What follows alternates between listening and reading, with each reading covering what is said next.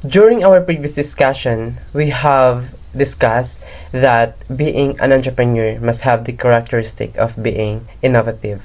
And we define this particular characteristic as the ability of someone or the ability of the entrepreneur itself to create something new or basically to improve an existing product that meets the market demands or needs. However, we must not stop digging the concepts of innovation, and let's dwell more into how does this innovation concept really takes place in the world of entrepreneurship. And with that, a pleasant morning. I am Francis Malyari, and today I will be starting the discussion of Unit 3.0, which entitled Transitioning Innovation Concepts to Creation, Mastering Product Planning, Development, Designing, and Prototyping. And to give you a short introduction about the entirety of this particular topic, dito natin pag-aaralan ng mas masinsinan kung paano nga ba talaga nagsisimula ang lahat. Mula sa katiting na idea hanggang sa pag-broad or paglawak ng idea na yon and to its transformation or conversion into a tangible one. This unit covers innovation management in business through standards and strategies. These two different terms ginagamit natin para ma-identify natin kung nag-strive further nga ba ang isang business. Standards as a means of guiding the entrepreneur na mag-strive further. Basically, ito yung natin yung pinaka-goals and objectives natin, di ba?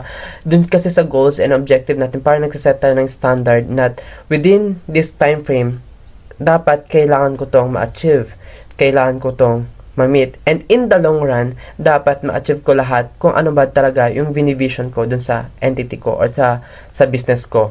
While these strategies naman, basically these are the processes or the approaches, methodologies, kung paano natin ina-achieve or i-achieve yung ating mga standards or yung ating mga goals and objectives. Ang sabi ni Forbes, employee engagement leads to greater commitment and business goals achievement. Totoo naman. Kasi in the management innovation, employee are the most or one of the most crucial part of the entity. Kasi kung wala ang employee, hindi talaga magsasucceed ang entity. So, let's put that in notion na the greater the employee or the greater commitment the employee have, mas mataas yung chance na mag-grow yung ating business. And in line with this employee engagement, ay yung tinatawag nating product development engagement, kung saan tinatrack natin kung paano nga ba nakikipag-interact yung ating mga users sa ating mga product. Especially, how do they feel, how do they think towards our product. So, kailangan kasi nating alamin yun para mag-guide tayo kung saang part ng ating product ang kailangan i-modify at kailangan i-maintain. Yung mga ganong bagay. So, I will be giving you a certain scenario, in line with this product development engagement. Let's assume na ang isang entity ay merong continual growth at yung kanilang trend line sa market ay ascending. So, ibig sabihin, pataas yung kanilang trend line. At meron silang confident na sa kahit anong oras, magte-trend yung kanilang product. So, ang ginawa nila ay, dahil sa confidence na meron sila, hindi na nila in-innovate or hindi na nila in-improved yung kanilang product. So, what are the possible consequences of not innovating or not improving our product? Basically, kapag ganun ang scenario, meron kasi tayong perspective na hindi lahat ng uso ngayon ay magiging uso forever. So, dapat we are making the initiative to study further at magkaroon ng research development kung paano pa natin mas mapapataas yung quality ng product natin. And that we will be in the long run at mag-i-stay tayo sa competition. This involves basically the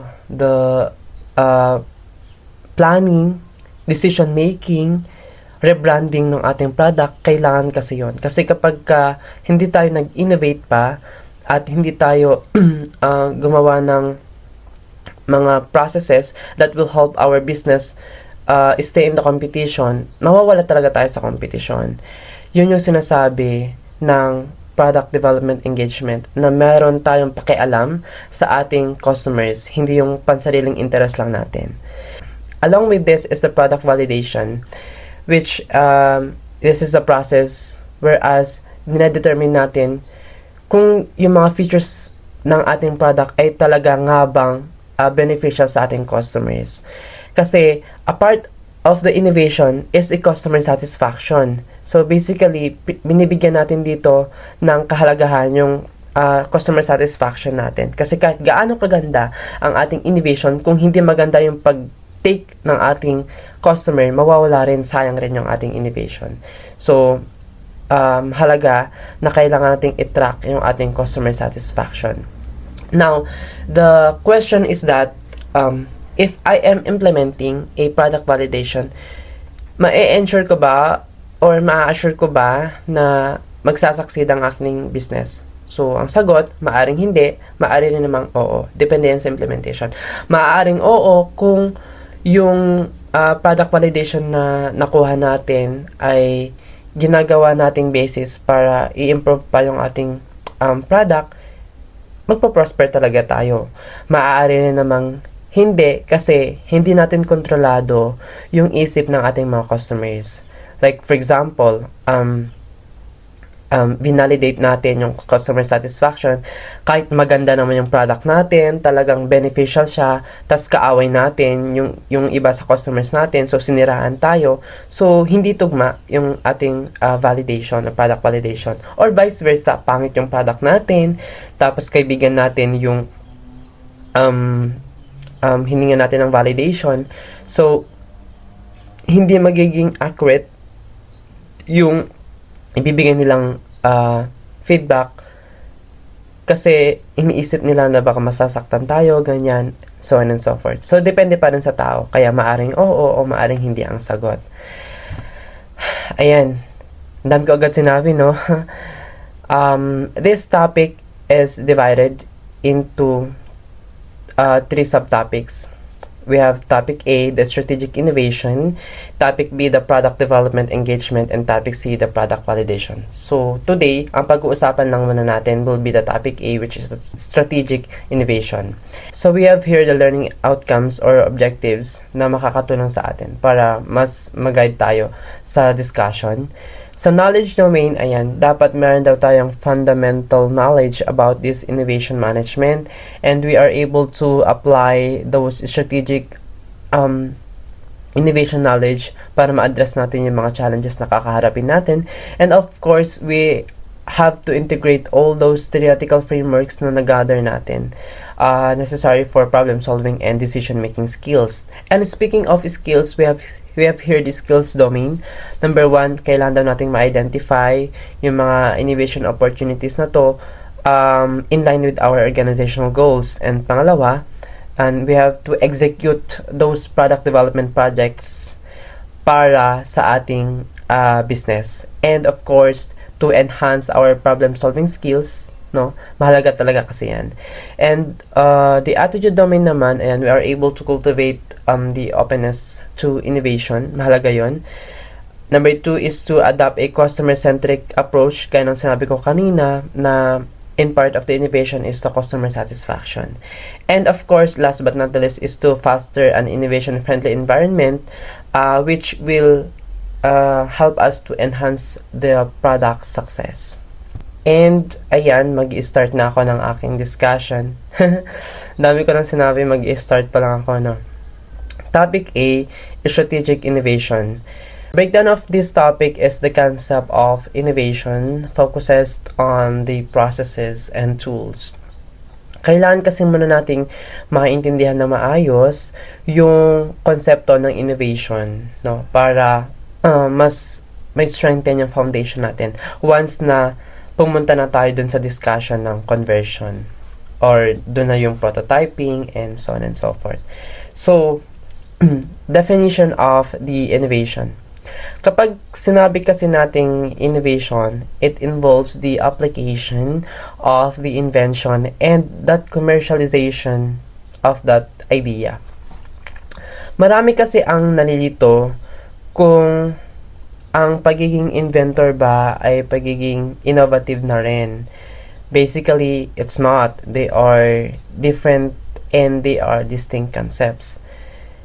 We must not use invention interchangeably with innovation. Kasi kapag sinabi nating invention, this only involves the creation of idea. Or basically, this is the existence of thought na meron ang isang tao. Whereas innovation, it includes the invention and the commercialization of that idea. Anong ibig sabihin? For example, ako, dahil mainit ang panahon ngayon, I am thinking of a dress or a top na kapag sinuot ko ay may cooling sensation na nararamdaman yung katawan ko. So, how can I produce that specific dress or specific top na kapag sinuot ko yung loob nito ay maglalabas ng cooling effects para maramdaman ng katawan ko? So, that idea pertains to invention. Now, kapag transform ko na or kinonvert ko na yung idea na yon, tapos nilagay ko mismo sa market, or big sabihin, I am allowing the market or the customers to use and buy my invention, that is innovation. Okay? Yung idea na pagkakaroon ng ganitong damit is invention, tapos yung pag-market ko ng aking product is part of the innovation. Okay? We also have another definitions of innovations from American Heritage Dictionary. Ang sabi dyan, it is the act of introducing something new. Yan yung madalas na sinasabi natin kapag tinatanong tayo anong ibig sabihin ng innovation. Bago. Dapat ang nilalabas natin ay bago. And another is that, sabi dyan, it is the successful exploitation of new ideas. Kapag sinabi natin, exploitation, paglalabas, di ba? Ito daw yung matagumpay na paggamit or pag-take out, pag-come out natin ng ating mga ideya. Okay? And from Franz Johansson naman, ang sabi niya, it is a creative concept that is realized. Okay. Dapat, yung konsepto na yun ay naisip na natin. So, to differ the relationship between the innovation and invention, kapag sinabi nating invention, ito yung sinasabi ko na thoughts of idea. While innovation, it includes the transformation of that invention or in the transformation of that idea, and nakapag-create tayo ng tangible product at i-commercialize natin or ilalagay natin sa market. So, with those definitions or with those concepts, we can derive we can derive into a equation definition of the innovation. Kasi pag sinabi daw natin innovation, it is a combination or a sum of the theoretical concept, the technical invention, and the commercial expectation. Theoretical concept, ito yung invention. Tapos yung technical invention naman, ito yung conversion ng idea. Tapos yung commercial exploitation naman, ito yung pagmamarket natin nung tangible product na na-produce natin. Okay?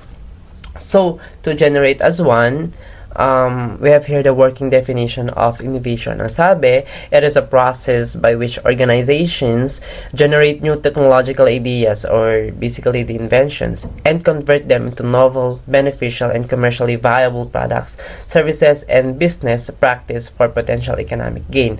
Okay.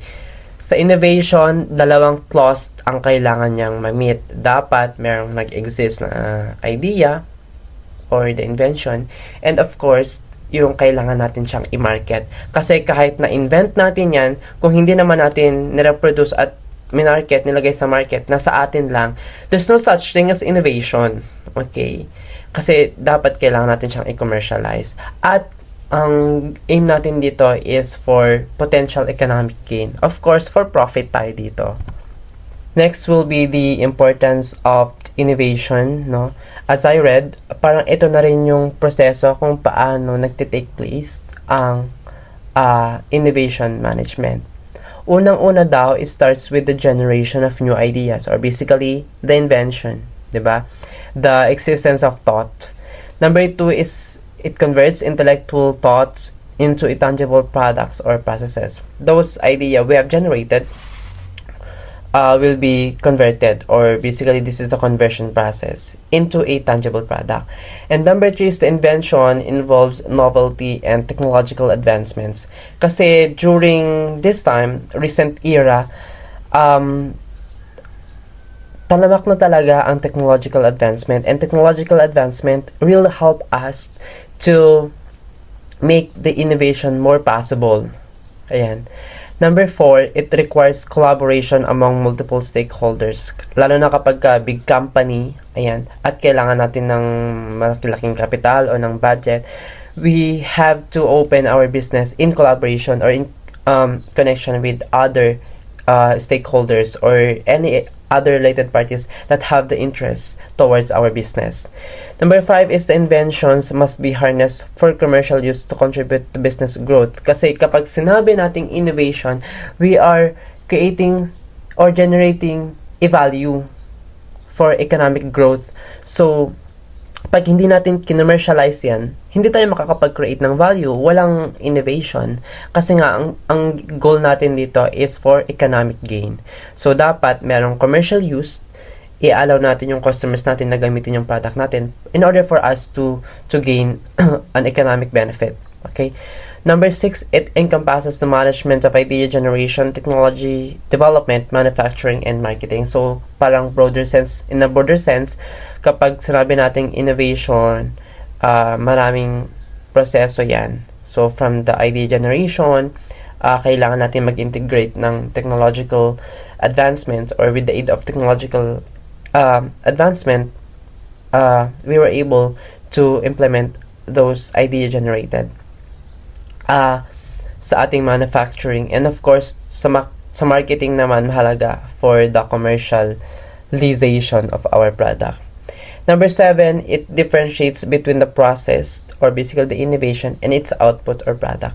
Yung innovation, yung proseso ng mula pag-generate natin ng idea hanggang sa pag-create natin ng tangible product, yung proseso, ang tawag natin doon ay innovation. Tapos yung na result ng ating process is what we call the output or the product of our innovation. Okay? Ayan, let's proceed to the types of innovation. The industrial innovation, which includes both the radical and incremental technological advances.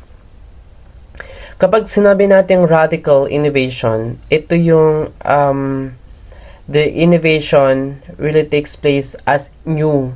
Ibig sabihin, there's no existing product, tapos in-offer natin yun sa market. That's radical innovation. Wala tayong kapares. So, basically, na-identify natin yung need. Ay, wala pang product na ganito. What if gumawa ako ng product na ganito? That's radical innovation.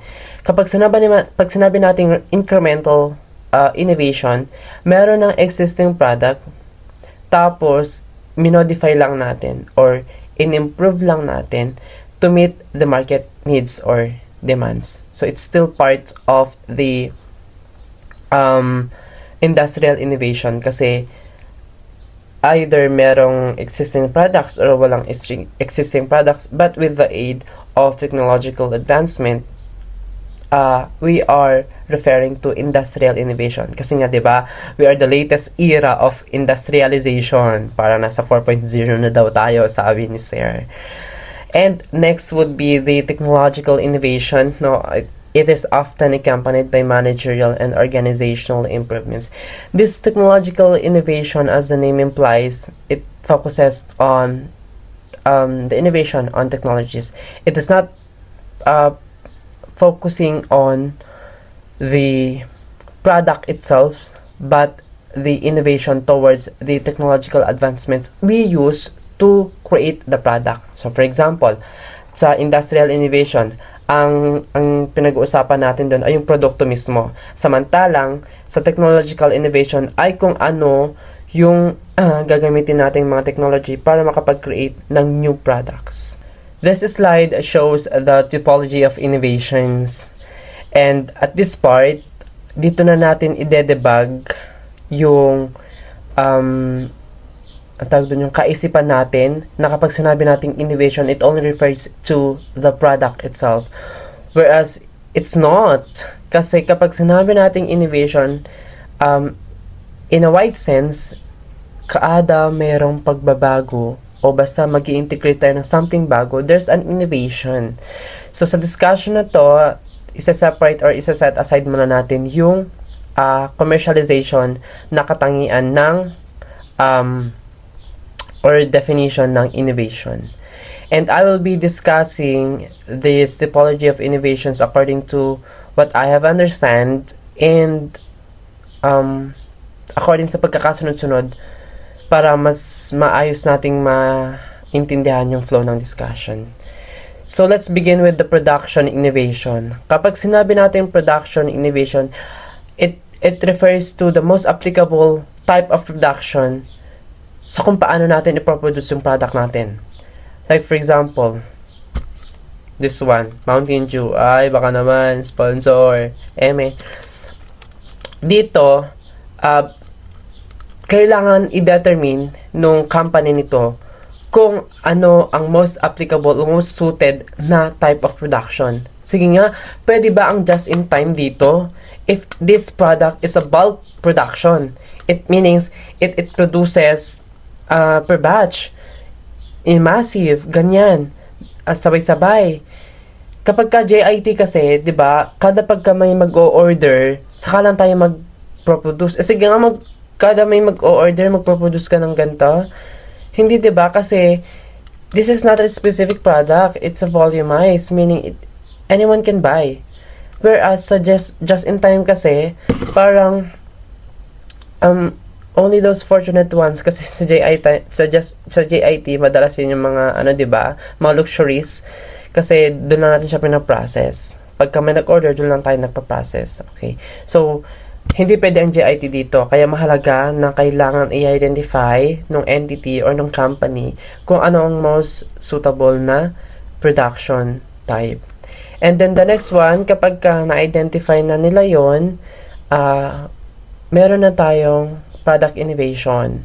Sa product innovation, hindi lang siya radical, pwede rin siyang incremental, gaya ng na-discuss ko kanina, no? Kapag ka new, radical, kapag ka may existing na product, that's incremental. So, like for example, si company nito, gusto nilang baguhin yung lasa, no? Mula sa pagiging matamis, dahil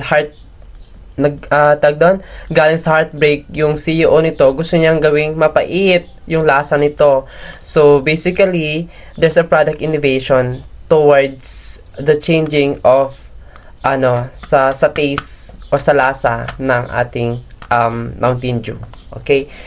Kapag meron na tayong product innovation, of course, we have the process innovation. Sa process innovation, by the word itself, nag-integrate tayo or nagdadagdag tayo ng mga bago dun sa proseso ng paggawa ng ating Mountain Dew. So, like for example, from step 1, tatanggalin natin yung lobot na ako. Tatanggalin natin yung proseso doon na magiging matamis ito, papalitan natin ng pagiging mapait.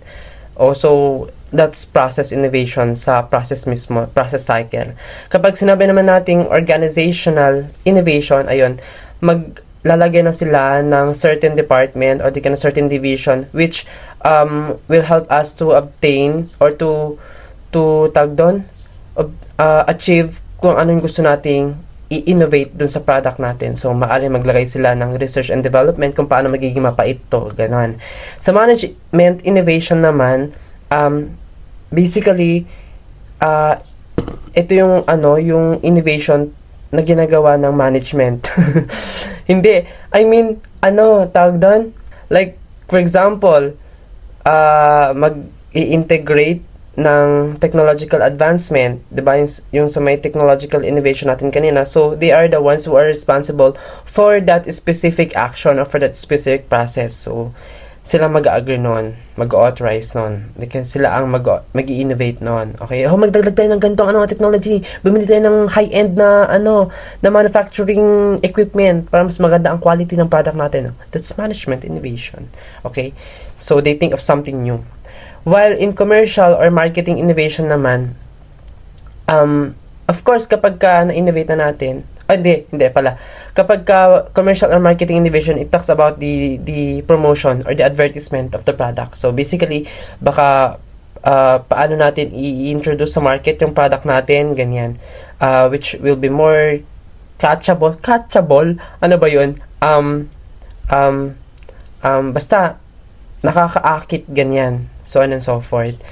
Dito naman sa service innovation, ayan, basically, it pertains to the services which the entity offers to the customers. Like, for example, dito, i-deliver nila yung product. 'Di ba? Parang ganon. So, napagtanto nila na mas mahal pala yung pag-deliver ng product, ganyan. Mayroon pang salary si rider, ganyan, or kasi ang tag doon yung mga naghahatid, mga delivery riders, ganyan.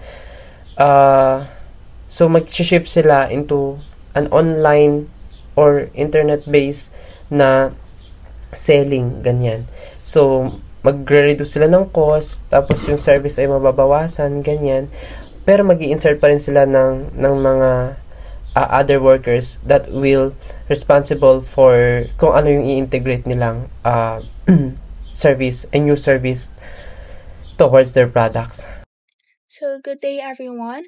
I am Maria Angela Algamat, and today I'll be sharing with you a summary of key concepts about innovation by Popular Views, focusing on its importance, the stakeholders of innovation, its goals, and how it's organized.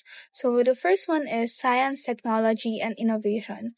Innovation often begins with scientific discoveries and technological advancements. So, these breakthroughs create new opportunities for innovation by giving us fresh tools, ideas, or methods to solve problems or create better experiences.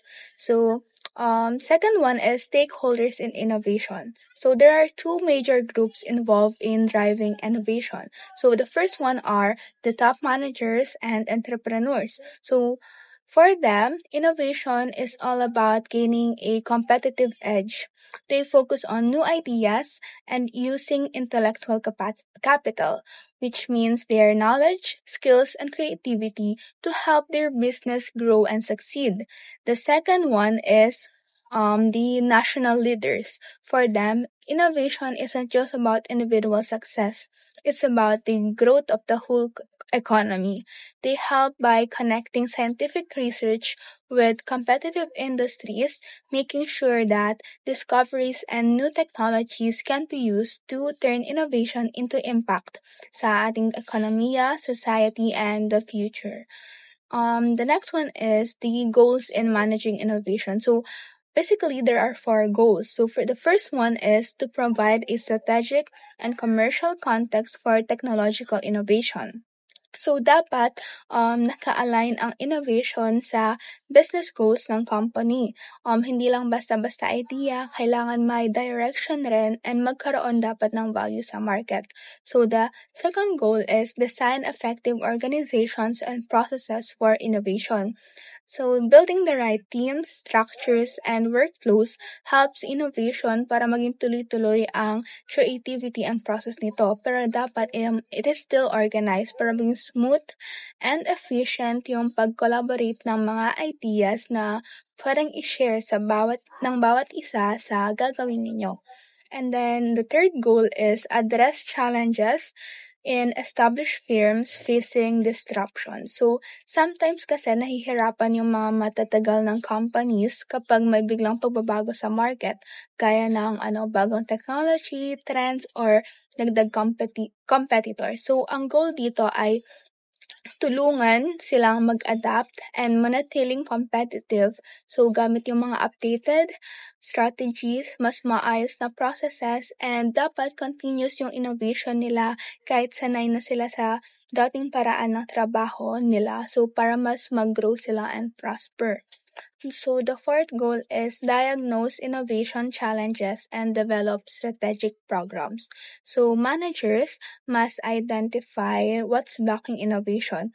If kulang ba sa resources, mali ba yung mindset, if na-diagnose na yung problem na yon, try to develop strategic programs para masolusyonan yung mga problems na na-diagnose mo. So, the next one is organizing innovation. So, may table dito and then ang sinasabi ng table na ito is yung innovation raw ay dapat may dalawang importanteng bagay. Customer-centric benefits and market potentials. So, si customer-centric benefits, ibig sabihin nito, dapat kapaki-pakinabang ito sa mga customers and dapat nakatutulong ito sa kanila or nakakasolve ito ng mga problema nila. Next one is market potentials. So, dapat may potential rin ito kumita or lumago sa market.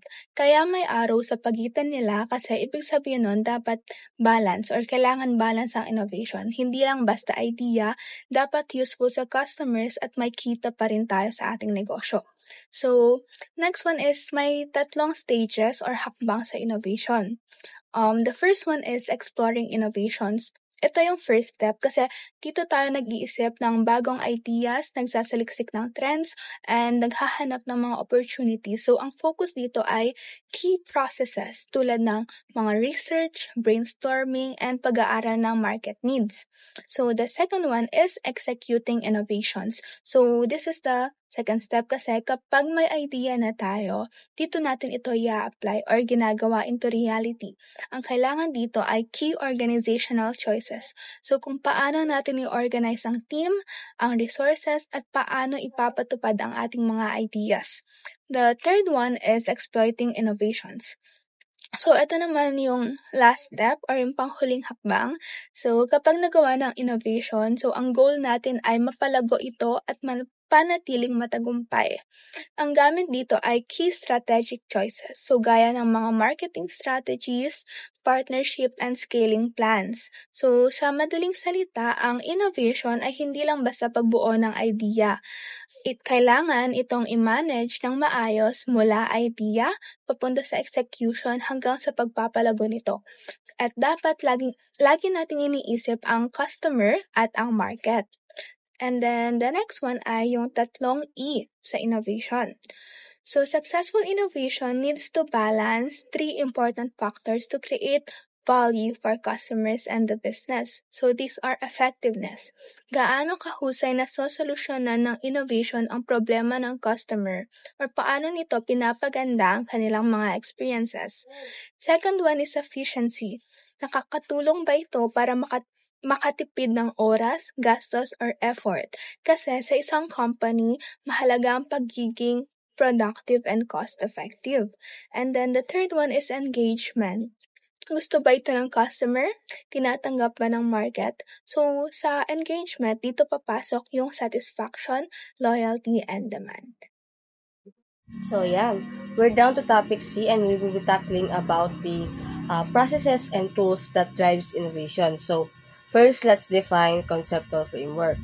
So, a conceptual framework is like a map or blueprint that helps you understand how different ideas or factors are connected.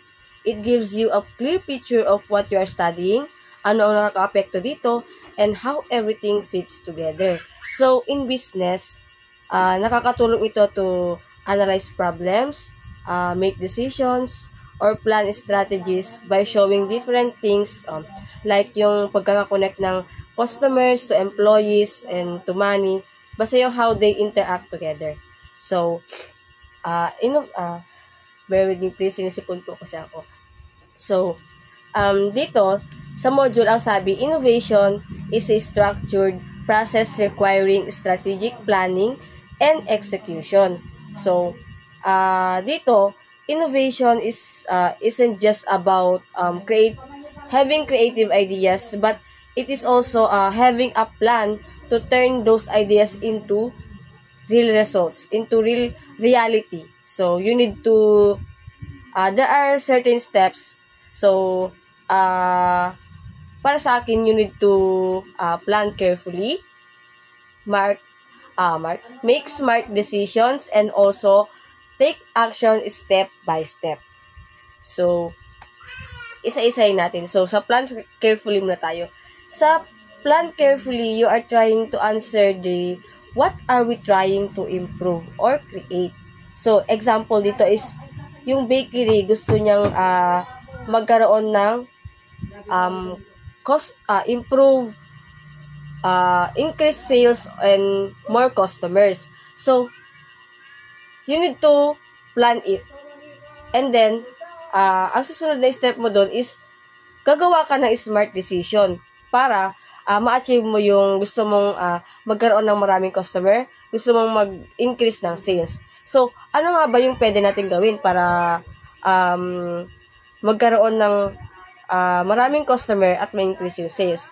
Una, pwede kang mag-start a loyalty card. Diba, buy 5, get 1 free. So, dito, may encourage yung mga tao, lalo na yung mga friends, magkakaibigan to bumili. Diba, 6 sila. Tapos, yung isa, wala namang masyadong, basta hindi RK. Hindi RK. So, yung 5 ang magbabayad, tapos, kumbaga, malilibre yung isa. So, by this, it can improve sales and bring more customers. And then, next is, pwede rin silang mag-add ng flavors of bread and pastries. And then, offer free samples in front of the shop. And, pwede rin silang mag-advertise on social media, which is prone ngayon kasi marami ng technology advancement. So, pagkatapos ng plan carefully and pagkatapos ng make smart decision, kailangan mo namang gumawa ng take action step by step. So, how do we make it happen? Yun ang sagot dito. So, halimbawa, naggawa ka ng buy 5 sa loyalty card, buy 5 get 1. So, ang gagawin mo, mag-design and print ka ng loyalty cards. And then, pwede rin yung dun sa mag-promote ka sa social media, pwede kang set up a simple Facebook page, pwedeng Instagram, mag-post ka doon ng daily photos ng bread or any other kind of product sa isang pastries. So, here meron tayong conceptual framework, innovation by way of conceptual framework. So, we define conceptual framework kanina as a map or blueprint para maisagawa yung ideas into reality. Kumbaga, yung ideas na yun is innovative ideas into reality. Also, kailangan natin ng step by step to achieve those or execute those steps properly. So, dito sa module ang sabi, innovation by way of conceptual framework. So, ang una is science and technology based. Excuse me.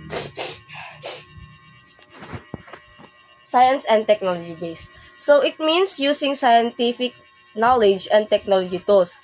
So, to create new products, services, or ways of doing business. So, gumagamit ka ng scientific knowledge.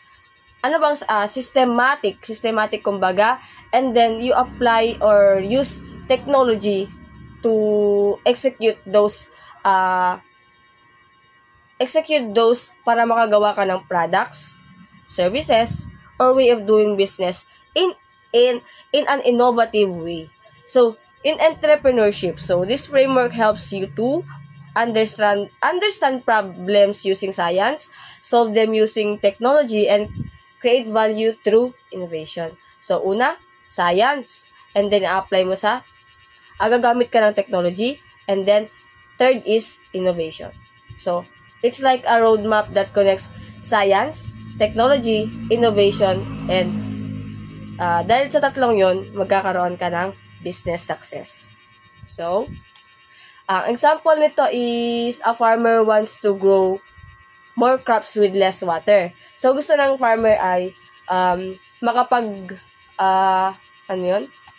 makapagtanim siya at makapag-harvest without using less water. Kasi ngayon, uso na yung yung sa makina, 'di ba? And then kapag tumaas yung sa may krudo, 'di ba? May tendency na malugi ang isang farmer.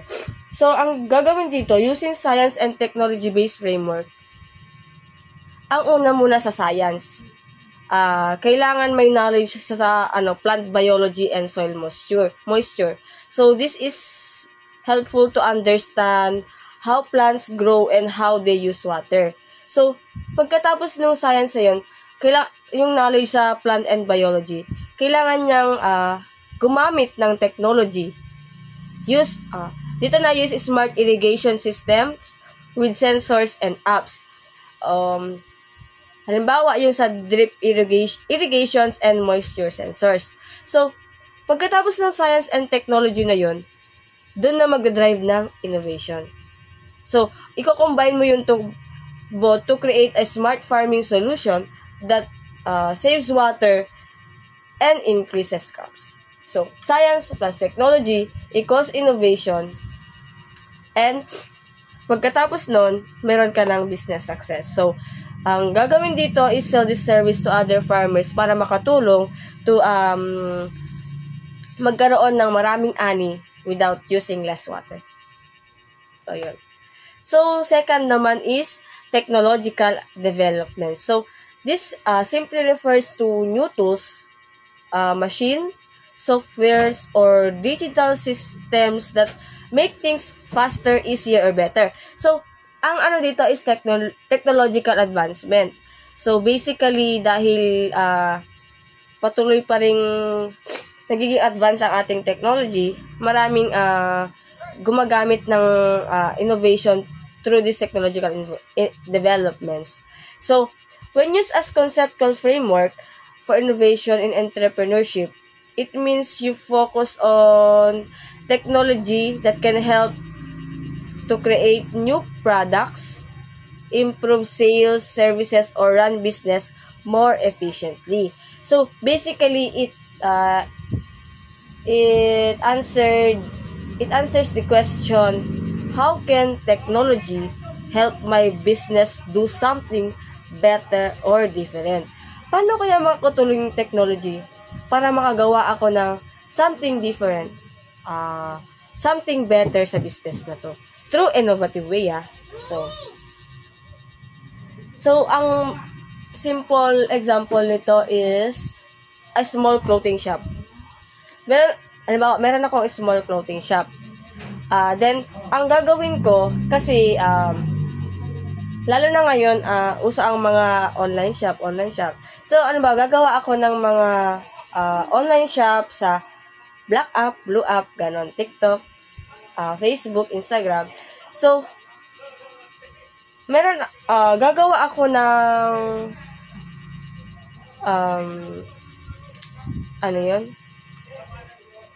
strategy. Ibang strategy. Halimbawa, gagawa ako ng virtual fitting room. O, di ba? Virtual fitting room sa online. O, kakaiba yun, guys. So, ang gagawin ko, gagamit ako ng Instagram to reach more customers. At ang something different doon, something better, something different doon sa business na yun, is gagawa ako ng virtual fitting room. So, ang resulta nito is more people can shop online kasi dahil sa technological advancement. Also, kapag gagawa ako ng virtual fitting room, maraming online shopper ang magtitiwala sa fit ng clothes, and the more they shop, the more they buy, the more the sales. Thanks to technology. So, next is the needs of the market. So, basically, ito yung hindi siya uso pero kailangan siya ng tao. So, ang nito, what customers need or what customers want or need right now. So, in entrepreneurship, innovation should be based on solving real problems. So, it deals with fulfilling the customer's needs also. So, you're basically asking or answering the question, what do people need? Ano nga ba ang kailangan ng mga tao? Ano nga ba yung, paano ko nga ba magagawa? Paano ako makakagawa ng something new or better na kailangan ng mga tao? So, yun. So, ang simple example nito is a small local clothing brand. So, small local clothing brand lang siya. So, ang gusto ng mga tao, yung damit na affordable lang and eco-friendly. Kasi, may mga tao talaga na environment, basta yung they care about environment and want sustainable fashion. So, kailangan nila ng clothing na affordable na eco-friendly pa. So, ang gagawin kong innovative idea na siguro, basta innovative way, use recycled materials, reduce packaging, and make prices reasonable.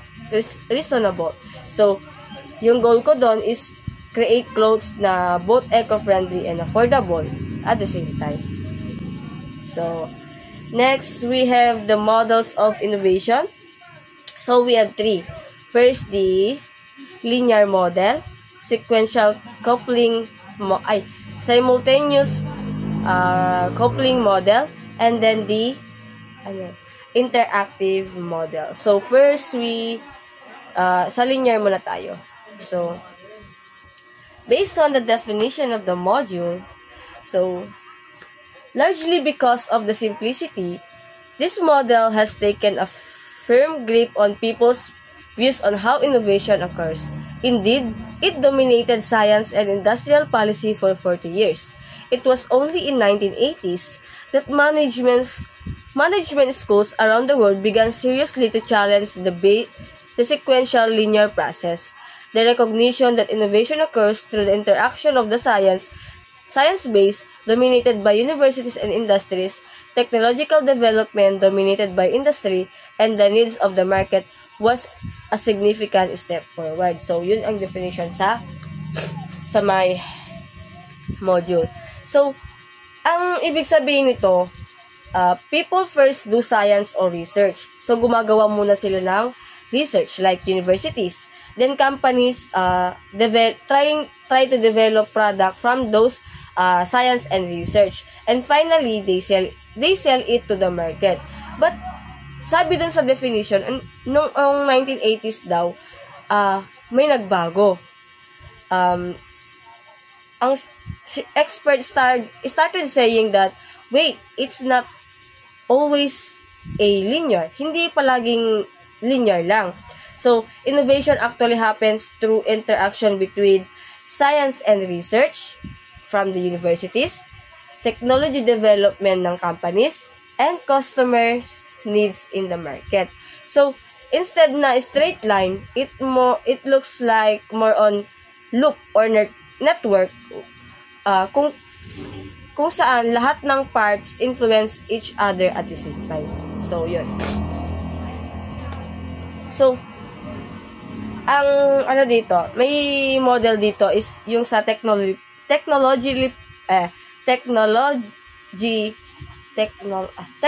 push and the market pull.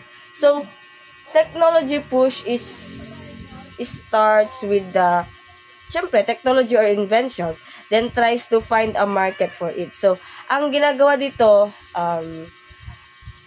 research and development muna, and then they try to manufacture it, market it to the customer. So, ang dito is yung scientists or engineers create something new, then companies try to sell it even if people didn't ask for it yet. So, ang simple example is, halimbawa, noise cancelling headphones. So, noise cancelling headphones, a tech company developed advanced noise cancelling tech. Then they built it into headphones. Yung gumawa sila ng headphones na noise cancelling. Then they try to market it to the people. They manufacture it and then market it to the people. So, ang risk dito is people might say, okay siya. Okay siya, pero hindi ko naman kailangan. So, yun, ang ano doon. So, ang market pull naman starts with customers need muna. Market need muna nila. Then, creates technology to match it. So, ang gagawin dito is, titignan muna yung market needs, and then they try to research it, and research and development, and then manufacture, and then down to the users. So, first, ang gagawin ng companies, they listen to customers' needs, and then they develop the products and solve real problems, and they market it to the customers. So, ang simple example sa noise cancelling headphones kanina. So, ang sabi ng market needs muna, di ba? Ang sabi ng customer, ay, nagtatrabaho ako sa mataong lugar at maingay. Gusto ko ng kapayapaan, peace. And the company hears that, and then gagawa sila ng research and development regarding sa noise cancelling headphones.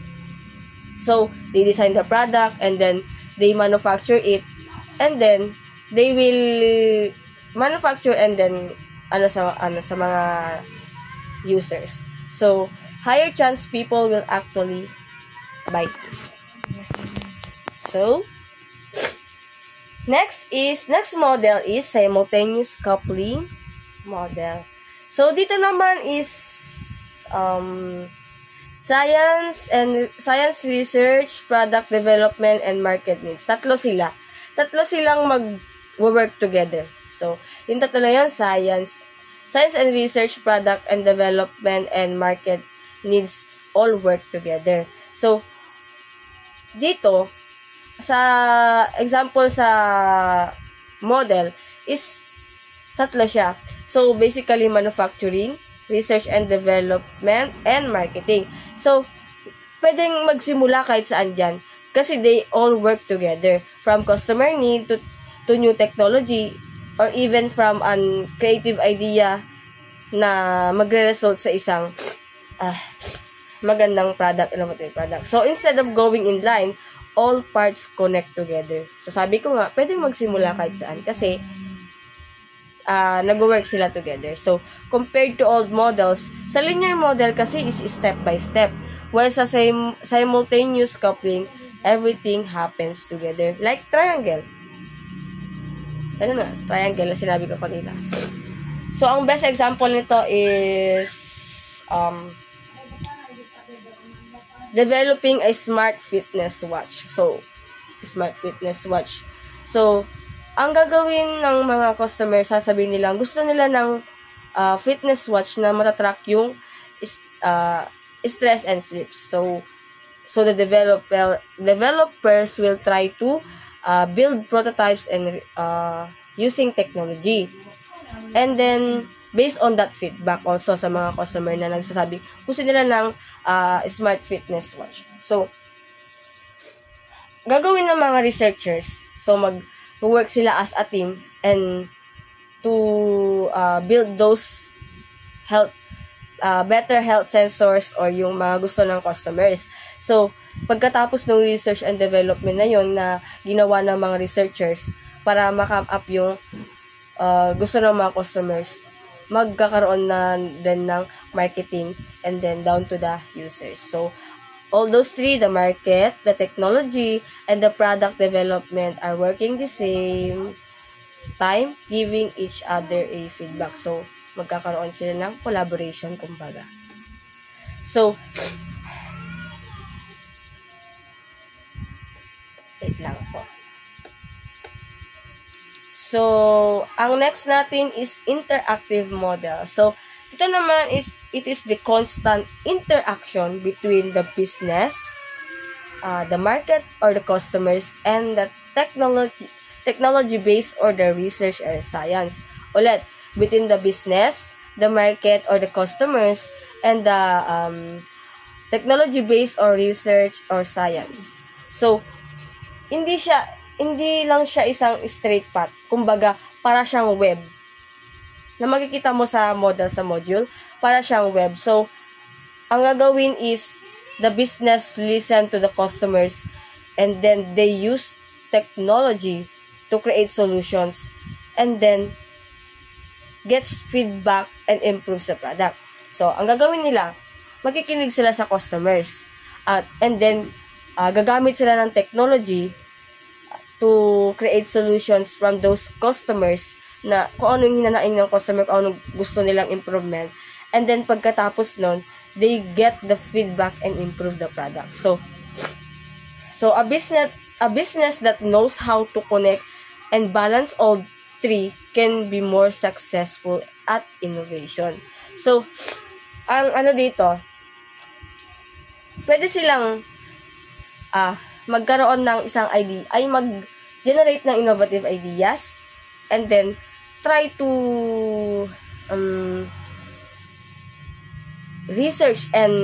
use research and science or technology base to create solutions. And then, pagkatapos nun, pwede nilang i-manufacture yon. Dun sa manufacturing na yon, pwede nilang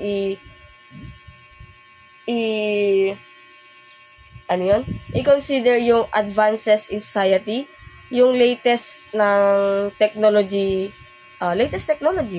And then, pwede rin nilang i-consider yung marketplace. And then, after they consider that sa manufacturing,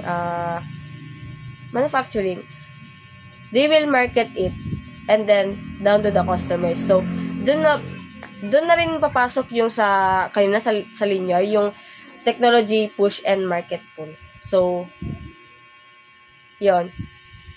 So, it focus on communication and feedback also. Innovation can move back and forth between steps and all parts influence each other, no fixed starting point. So, yun nga. Hindi siya straight line, pero web siya. Pero pwede nilang ma-influensyahan yung isa't isa. So, that's all. Hi everyone, my name is Mark Justin Jigo. Today we're going to learn about innovation as a management process. We'll talk about how companies can manage innovation effectively, what makes innovation successful, and what roles people play in making it all happen. Understanding innovation as a management process. Innovation isn't just about having a great idea pop into someone's head. It's about how that idea is supported, developed, and turned into something real and valuable, like a new product, service, or way of doing things. To make that happen, companies need a proper process. According to Adams et al., managing innovation involves having systems in place that help assess how innovation is currently working in the company and where it can improve. For example, are we encouraging creativity? Are we investing in research and development? And are teams communicating well? Organizations that focus on adaptability, communication, and creativity tend to do much better with innovation. These qualities create an environment where people feel free to explore new ideas and take smart risks. The innovation process has three key steps.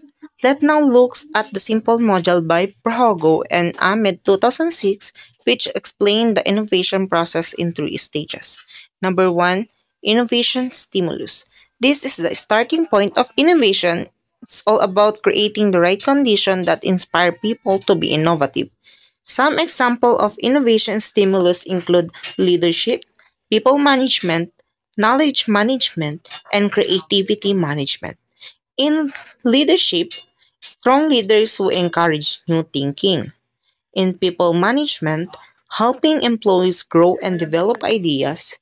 And in knowledge management, sharing useful information across teams. And lastly, creativity management, giving people tools and time to think creatively.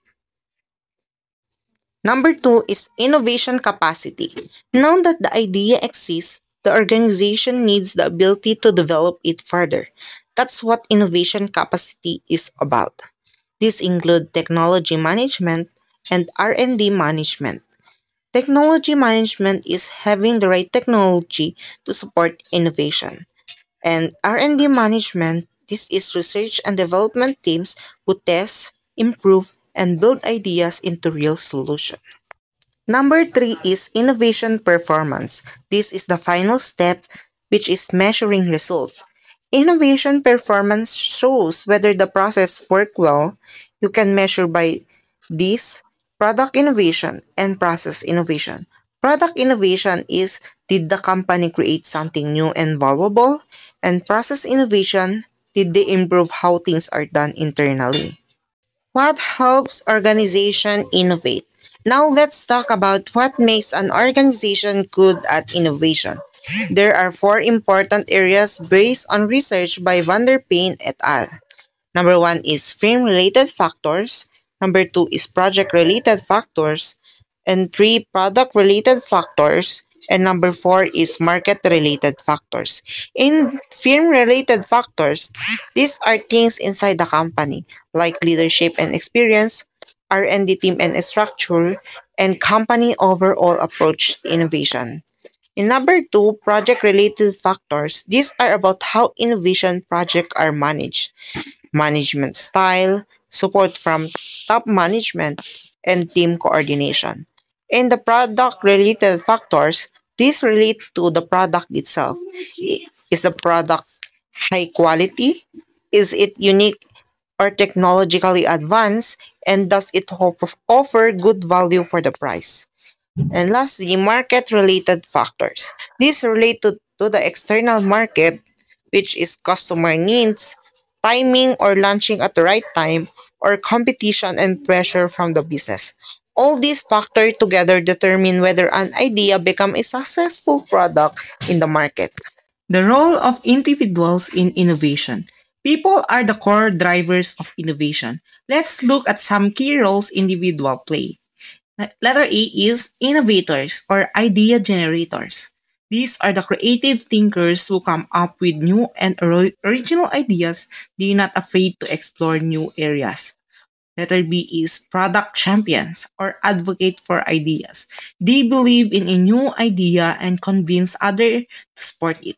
They help move the idea forward within the company. Letter C is gatekeepers or knowledge connectors. They act like bridges between teams. They share valuable information and make sure everyone is on the same page. Letter D is technical innovators or expert. They are highly skilled in technology and help turn into ideas into working products or solutions.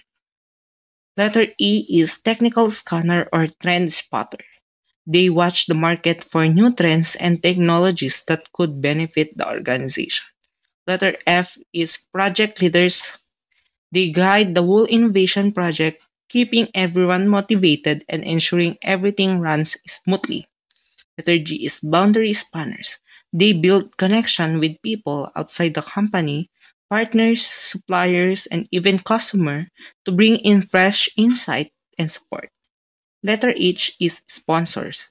They provide the money, resources, and support needed to make the innovation happen.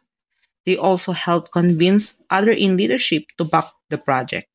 So to wrap up, innovation is not just about having smart people or cool ideas. It's about managing those ideas well, having a supportive organization, and the right people playing the right roles. Companies that focus on communication, creativity, and adaptability and will support their teams are the ones who succeed in innovation.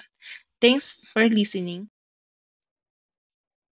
Hi everyone, I'm Aaron J. Lord Magayana and I will be discussing 3.2 Innovation Strategies, Aspects, Process, Approaches, and Challenges. So before we get into the topic, let me define what innovation strategies are. So let me read it for you.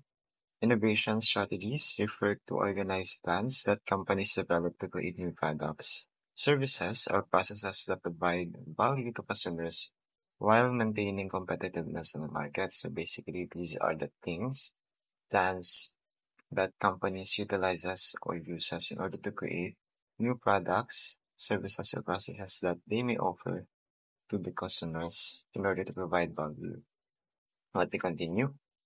These strategies incorporate several interconnected components that guide how organizations identify opportunities, develop ideas, and implement innovations. So it states here that there are interconnected components that composes these so-called innovation strategies. So just like we've discussed before, uh, that how opportunities and ideas are interconnected. Like I think the example given before was the about the hot weather and as opportunity and the idea of creating cold drinks or particularly halo-halo. So ayun interconnectedness natin in the innovation process or strategies. So we first we identify opportunities, we develop ideas, and then of course it will not end there. We have of course to make the ideas or turn the ideas into real life. So we implement those ideas as innovations. Okay, so let's get to the innovation process. So let me read the module for you. So companies execute innovation through client interviews, idea brainstorming, product development, prototype testing, and refinement based on customer feedback. So typically daw, innovation process follows a path from idea generation through implementation. So let me give you a real-life example. So let's consider yung case ng iPhone from Apple. So they began by conducting extensive market research. Nag-brainstorm sila, which nag-result din sa touchscreen technology that almost all of us use now. Then they created prototypes and tested them with users, sample users. And continually, in-improve yung product nila based on feedback of the customers. Of course, need natin na i-refine yung products natin kasi innovation nga eh. At saka, since customers' needs are constantly changing, we need to adapt to those changes from the need of the customers. However, ito lang yung right side ng innovation process. So, as according to the module, however, challenges exist in strategy formulation. And this is noted by Pavel Divato. So, there are three daw na challenges na nag-exist sa pag-formulate natin ng strategies. So, basahin natin yan. So, tatlo yun. First is the lack of strategic tools for defining short to long-term innovation goals. Second is inadequate methods for predicting market success at early innovation stages. Third, limited computer-aided management tools for idea generation, sharing, and evaluation. So let me give you an example for each limitation or challenges. So sa una, yung strategic tool deficiency. Halimbawa, yung Kodak in 1975 na invent or na produce. Nag-start siyang ma-produce in 1975. Yung mga digicam. Alam niyo ba yan? And ang na-research ko kanina according to what I've searched is that they lacked framework, which resulted to film being outdated kasi super costly and inefficient noon na film. Alangan ng mga cinemas, even though meron na tayong opportunity to innovate, alangan naman kasi mag-stick tayo to what has been inefficient or outdated na. So that's why noong tumagal-tagal, siguro 2012 ata, nung nag-decide na sila na mag-switch from film to digital, it was already too late. So, nag-result yun sa bankruptcy nila.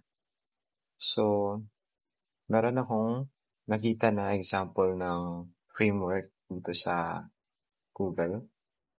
It is the Three Horizons by Procter Gamble.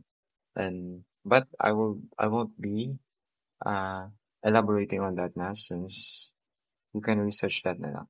So, the second one na lang naman, yung inadequate methods for predicting market success.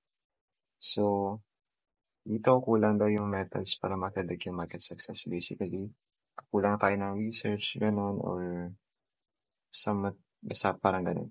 So, ang halimbawa nito is yung Google Glass in 2013. I don't really remember this one. Na-search ko lang dun to.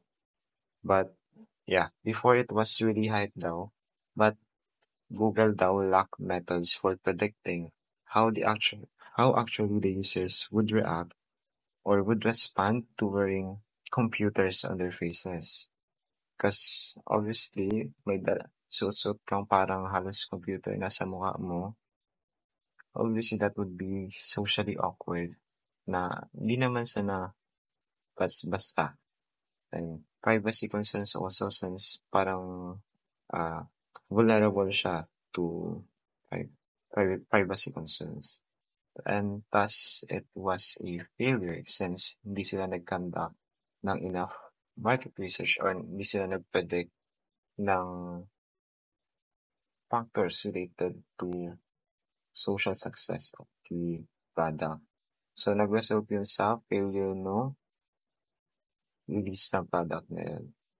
An example of a method for predicting market success, as I've searched, is the A/B testing of Netflix.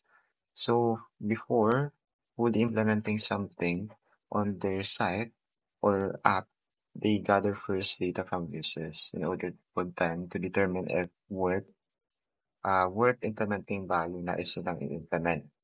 So, ano naman yun? And the third one, or the last one, limited computer-aided management. So, simple lang naman yung, also on number 2 pala, simply it's, I think the way I see it is, you simply put yourself into your customer's shoes or situation before you implement something.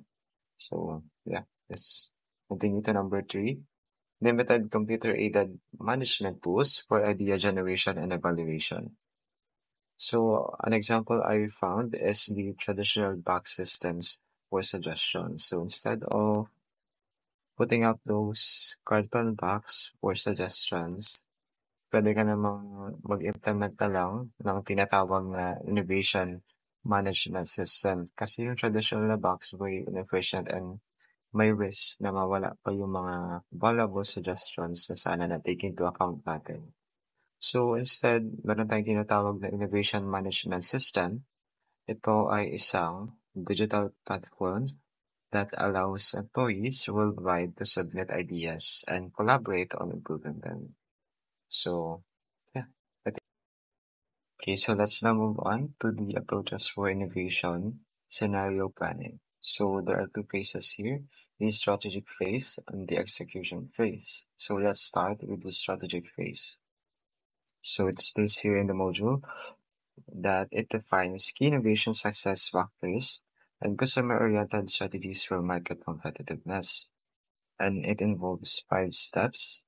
And let's start with number 1, market, customer, and competitor analysis. So here, we must first analyze the market, customer, and competitor. So why analyze the market trends? In order for us or for the business we're about to start to be profitable or maximizable, we must first analyze kung ano yung tawag natin dun, uso siguro on that particular area as well as the needs of the customer. Of course, ba't ka naman mag-offer ng hindi naman kailangan ng target audience mo or target customers mo, right? And studying competitor offerings. So that involves studying the prices, the menu, halimbawa, of your competitor in a particular area in order to gain an advantage over them. So, ayun na yan. So, pangalawa, product or system functional evaluation. In here, we assess how existing products function and where improvements are possible. So, that's kind of simple or easy to understand naman na titignan lang natin yung current function ng products natin and yung mga areas na pwede natin improve. And pangatlo, identifying desired consumer benefits. So, in this, ano kasi, parang ganun lang din sa napag-usapan natin kanina. It's like putting yourself in the customer's position. So, like it is asking yourself, what do you want or what do you need from others? Businesses din. Kasi, why consider the benefits or benefits na maaaring ma-derive ng customers? Of course, in order to attract them. Kung para ma-appeal or para ma-showcase natin na why they should choose our business, parang gano'n. So, it's simply to answer why they should choose our business. So, pang-apat, assessing market potential. We simply evaluate the size of the opportunity and potential adoption rates. So, halimbawa nito is yung sa Uber. So, bago sila mag-expand internationally, titignan muna nila yung rates ng global transportation outside the principal country. So, para maging maximizable, para makita kung feasible ba na mag-expand tayo internationally. Parang ganun. And last is formulating the innovation strategy. So here, i-formulate na natin yung mismong innovation strategy as a formal plan or outline na ino-encompass yung innovation direction, yung resources na kakailanganin natin, and yung expected outcomes. So dito parang formalize or finalize na yung innovation strategy. But di muna natin na-execute since yun yung second phase. Okay, so let's move on to the second phase, which is the execution phase. So this follows the strategic phase and focuses on systematic idea development and problem solving. So there are 4 steps involved here, and the first one is generating and solving creative problems. So under this step, we simply apply structured methodologies now to identify problems and to solve them as soon as now. So, para lang hindi na mag-arise to soon sa start ng operations and bigla na lang tayo magko-compromise, it is better na isolve na lang natin siya as early as possible in order to avoid what I just said earlier. This may involve research and developments para ma-solve natin yung problems na na-identify natin or establish ng formal processes para ma-evaluate tong problems na ganito. So, that's it. And for the second step, is the evaluating innovation ideas.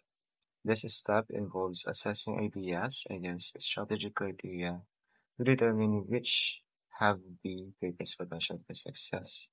So basically, we determine or we compare and contrast all of the ideas that we just had earlier and i-determine na natin kung ano yung may pinaka-likely na potential for success. So, pwede tayo mag-set ng specific criteria sa halimbawa and kung alin mga ideas yung makakamit ng most criteria will be the one that we might consider.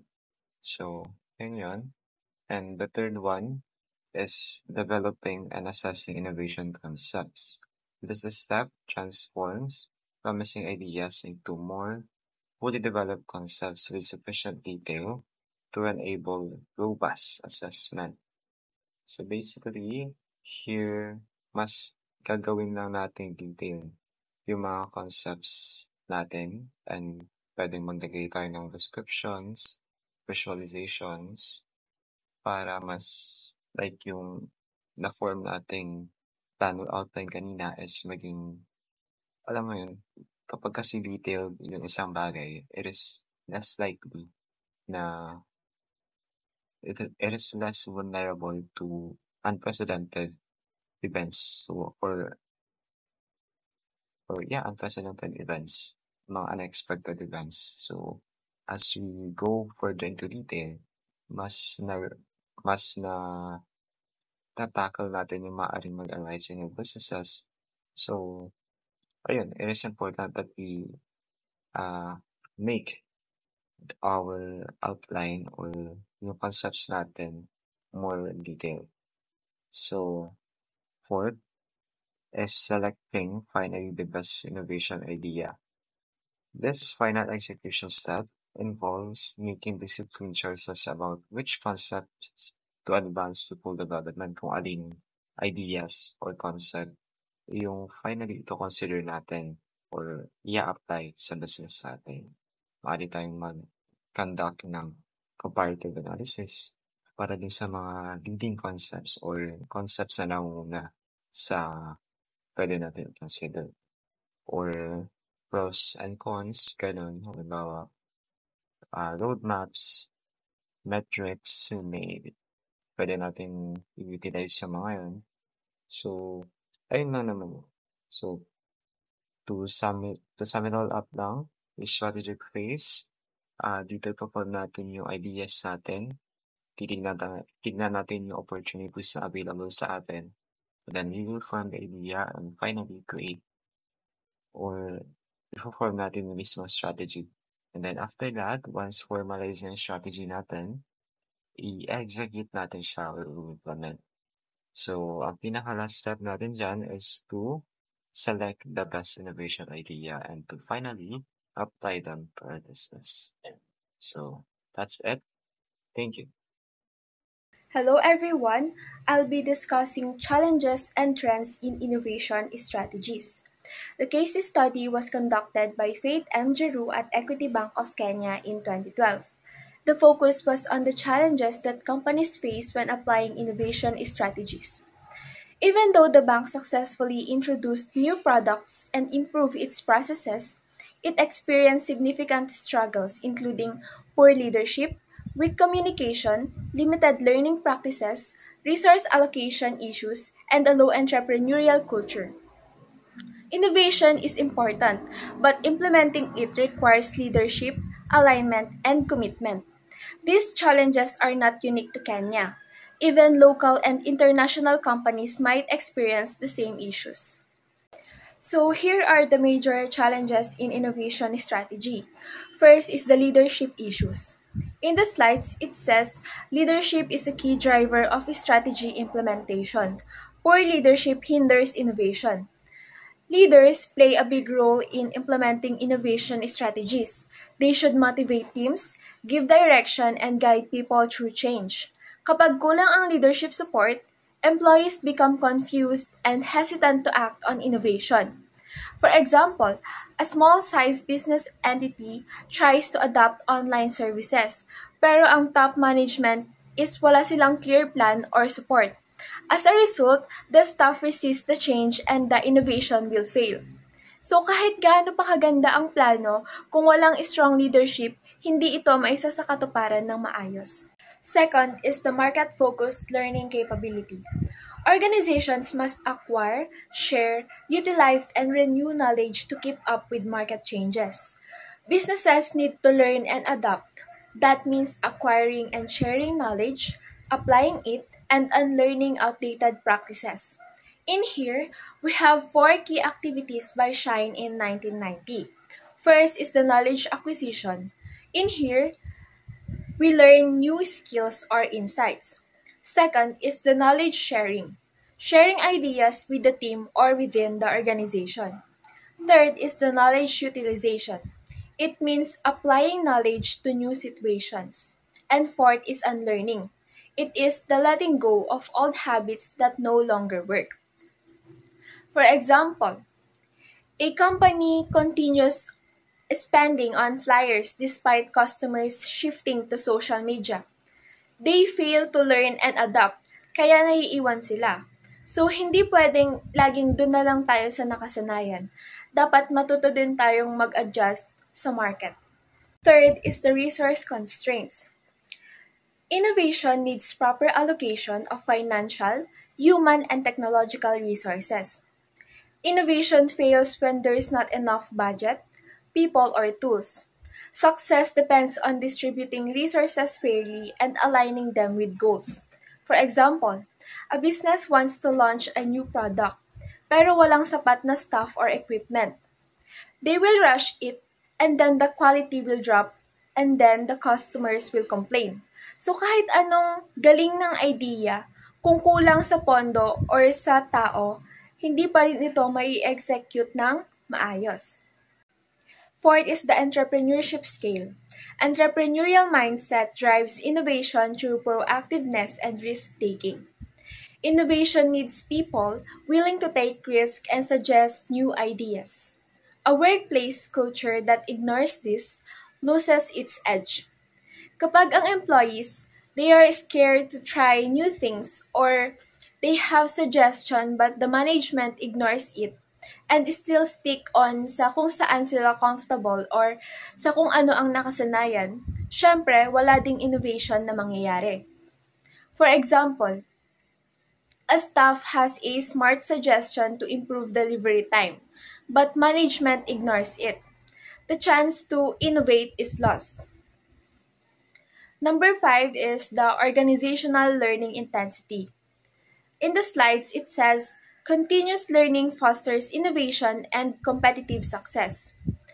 Companies should always keep learning and improving. Creative quality happens when creativity and high standards combine. For example, a company doesn't want to invest in training. Employees will stay stagnant, processes don't improve, and customers notice the lack of innovation. So kapag hindi natututo ang kumpanya, hindi rin ito mag-level up. Innovation is not just about ideas, it's about making them happen. And to succeed, a company must have a strong and active leadership, learn and adapt to market needs, allocate the right resources, encourage entrepreneurship, and build a culture of continuous learning. That's all. Thank you.